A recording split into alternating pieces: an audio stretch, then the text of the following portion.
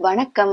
ரொம்ப நாளா வீடியோ போட முடியல. இங்க அடுக்கி வச்சிருக்கிற மாம்பழங்களையும் வீட்லயே அரைச்சு கையில வைக்கிற மருதாணியவும் பார்த்தாலே உங்களுக்கு புரிஞ்சிருக்கும்.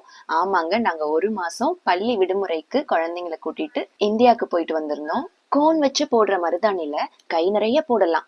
ஆனா நமக்கு சின்ன வயசுல இருந்து ரொம்ப பரிச்சயமான புள்ளி வச்சு விரல்களுக்கு தொப்பி வைக்கிற இந்த மருதாணிய கையில போட்டாதான் மனசு நிறைஞ்ச மாதிரி இருக்கு.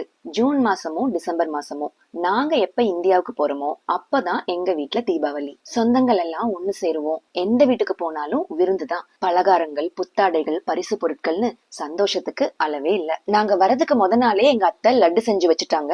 நாங்க வந்த அன்னைக்கு அதிரசமும் செஞ்சுட்டு இருந்தாங்க. நிழலின் அருமை வெயிலிலேன்னு சொல்லுவாங்க.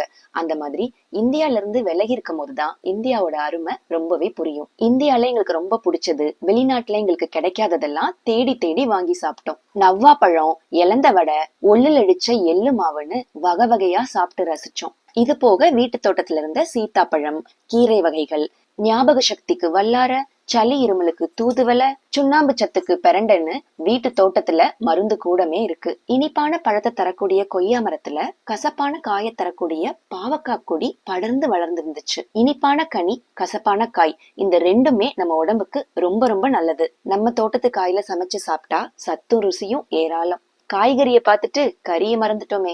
நடக்கிறது, பறக்கிறது, ஓடுறதுன்னு எதையுமே விட்டு வைக்கலையே. எல்லாத்தையும் ஒரு புடி புடிச்சாச்சு. அங்க உங்களுக்கு கறி கூட கிடைக்காது அப்படின்னு நீங்க கேட்கலாம். எல்லா நாட்டுலயும் தாங்க கறி கிடைக்குது. ஆனா நம்ம ஊர் நாட்டுக்கோழிக்கும் ஆட்டுக்கறிக்கும் உள்ள சுவை எங்கேயுமே கிடைக்காது. இந்த குடல் பெரட்டலையும் கெடா கறியவும் பார்த்தா இப்ப கூட நாக்குல எச்சி ஊறுதுங்க. இதுக்காகவே கண்டிப்பா நான் அமெரிக்கால செட்டில் ஆக மாட்டேன். நம்ம இந்தியாவுக்கு திருப்பி போயிடலான்னு எங்க வீட்டுக்காரர்கிட்ட சண்டை பிடிச்சிட்டு இருக்கேன். காவயிறு கஞ்சியா இருந்தாலும் நம்ம ஊர் கறிச்சோரை தின்னாதான் இந்த கட்டை வேகும்னு சொன்னா யாரு கேக்குறா?